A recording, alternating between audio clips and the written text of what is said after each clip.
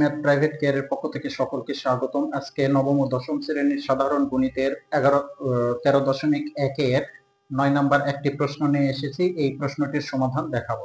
তো দেখো বন্ধুরা, এখানে 1 + 3 + 5 + 7 ডট ডট ধারাটির n সংখ্যক পদের সমষ্টি কত। তো এখানে আমরা সমষ্টির সূত্র আমরা জানি n/2 × 2a + n-1 × d। এই সূত্র ব্যবহার করে অঙ্কটা সমাধান আমরা করব। তাহলে এখানে মনে করি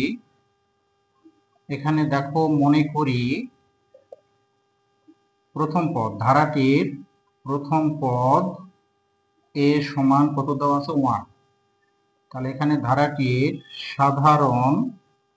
সাধারণ অন্তরকে আমরা d দ্বারা প্রকাশ করে থাকি। তাহলে d সমান কি হবে, দ্বিতীয় পদ বিয়োগ প্রথম পদ ইকুয়াল অন্তর। তাহলে এখানে কত পেলাম 2।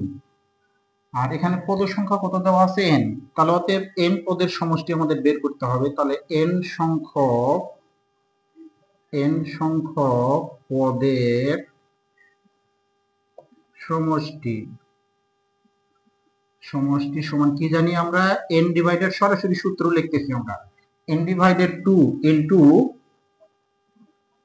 2a n divided 2 into 2a minus 1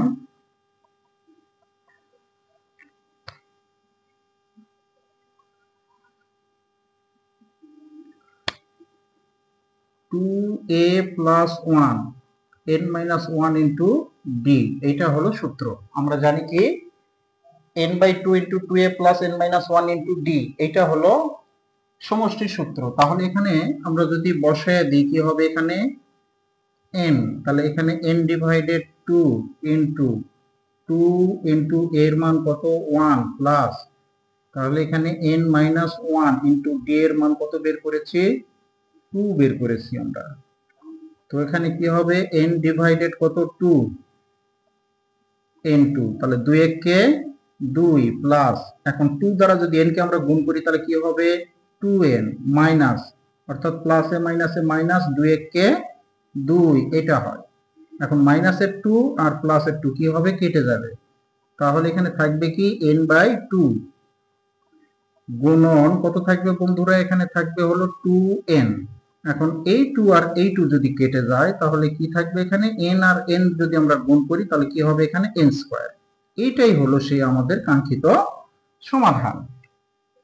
আশা করি অঙ্কটি তোমরা বুঝতে পেরেছো। যদি কারো কোনো সমস্যা হয়ে থাকে তাহলে অবশ্যই কমেন্টে জানাবে, পরবর্তীতে তার সমাধান করে দেওয়ার চেষ্টা করব। আজকের মতো এ পর্যন্তই। পরবর্তী ভিডিওটিতে থাকবে এখানকারই 10 নম্বর প্রশ্ন। সো এই ভিডিওটি তোমাদের যদি ভালো লেগে থাকে এবং এখান থেকে নতুন কিছু শিখে থাকো তাহলে অবশ্যই তোমাদের বন্ধুদের মাঝে লাইক, কমেন্ট, শেয়ার করতে ভুলবে না।